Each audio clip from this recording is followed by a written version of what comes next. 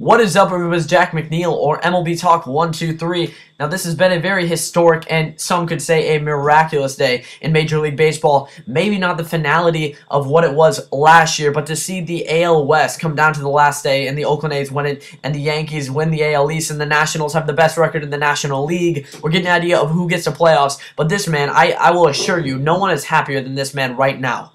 He has done something that Carlos Stremski was the last person to do in 1967. Now, 45 years ago was the last time someone did this. Someone had this feat. And yes, it is kind of an old school statistic. Who can lead in this, this, and this? And it's such a huge feat, though, if you think about it. Miguel Cabrera has finally put everything together. He's 29 years old. He's been the best hitter in baseball, in my opinion, for the last 2 years. I'm a huge Cardinal fan, and I was a huge Albert Pujols fan. I still am. Of course, I will still be loyal to Albert Pujols, but I gave up on the idea that he is no doubt the best hitter in baseball.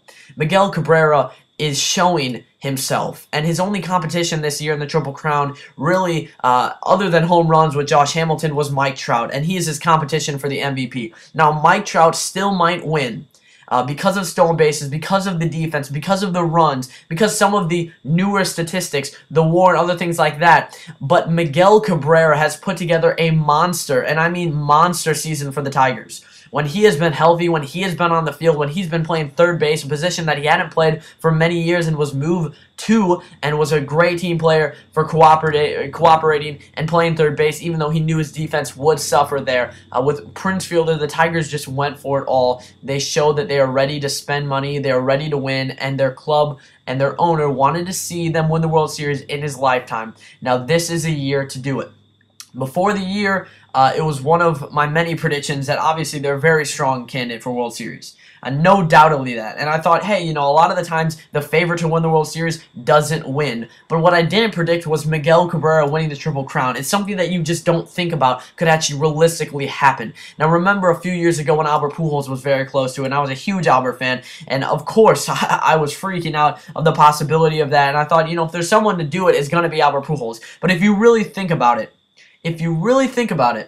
Miguel Cabrera is the perfect candidate. He is an average hitter. He is a home run hitter. He's an RBI hitter. He has a lot of opposite field hits. He's a monster hitter, and he has no doubtedly put himself as the best pitcher in baseball. And here's what Tigers ace Justin Verlander had to say about it. He was the AL MVP last year, and Miguel Cabrera could very well be the AL MVP this year. The entire baseball world should be here right now. And it's almost impossible to argue with that statement. I mean, you look at the history here. He did something that has not been done in 45 years by Yaz with the Red Sox in 1967. He did something that Albert Pujols couldn't even do when he was very close to doing it in 2009. He did something that, you know, all the great players that we see in the 90s with all the steroids and everything else, and no hitter could do this, but Miguel Cabrera has just done it, and he just finished it off. It is done. He won the Triple Crown, and I think he will win the MVP. I mean, you look at these first in so many different categories for statistics. You look at it first in OPS, first in slugging, second in runs, first in RBI, first in home runs, first in batting average. Of course, Mike Trout is you know, great at stolen bases and defense, and he really did carry this Angels team, but without Miguel Cabrera, Tigers are not in the playoffs. That's obvious. And the Tigers are the team going to the playoffs. The Angels are not. And the Angels are a team that went out and they got Albert Pujols. They went out and got C.J. Wilson, and they spent so much money, and they did not make it. Miguel Cabrera leads this Tigers team after they go out and get Prince Fielder, and they are going to the playoffs, and they have a very good chance of making the World Series and winning it. This could be their year. You know, a lot of people thought last year was their year. This could go full circle. He wins the Triple Crown. He could be MVP again, and this could really be their year. Now, Verlander is going to have to pitch fantastically in the playoffs, and that's really going to be the main key. But they've got a great starting pitching. They have very good relief, and they have Miguel Cabrera and Prince Fielder. And really, if everyone is hot at the right time, this Tigers team can easily win this World Series, but they do have to go through a few tough teams first. So we'll see how they do in the playoffs, but let's look at Miguel Cabrera, his home run and average per month. You look at April, he hit 298 with 7. 331 in May with 2. In June, 311 with 7. 344 in July with 9. That was a great month for him. 357 with 8. September, 308 with 10. I don't think it's updated through tonight, but his average so far in October was 600. I don't think that's updated from the last day or so. Again, he went 0 for 2 today and was pulled out and eventually did get it and got a standing ovation in Kansas City. And again, the last man to do this so long ago had to say this about it. He said, "I'm glad that he accomplished this while leading his team to the American League Central title." That's what Yastrzemski said. He also said, "I was fortunate enough to win this award in 1967 as part of the Red Sox impossible dream team." Bud Selig also said, "A remarkable achievement that places him amongst an elite few in all of baseball history.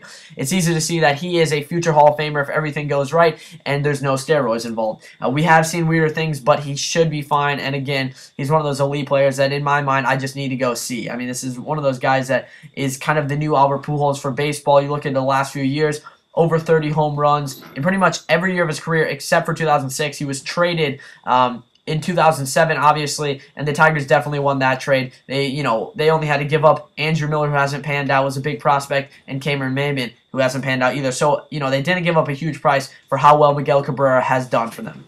He battled adversity through the past few years with DUI and other personal issues off the field, but he has come through huge this year. He went full circle. A few years ago, when the Tigers struggled, he was sobbing after they lost, and late in the season when he thought he did not do everything that he possibly could have in September when he struggled. And then when they won the division a few years back, he didn't really celebrate much with the team. He was kind of by himself, and he really went full circle this year with the Triple Crown. Seems happier than ever, celebrating with his daughter on the field with the teammates. He feels one with the team right now. He's 29 in this prime, and he is a leader of this team in so many ways. Thank you again for watching. I want to congratulate Miguel Cabrera, the Tigers, everyone involved with the organization. It's a huge feat, and he could very well be on the next MVP here. Thanks for watching.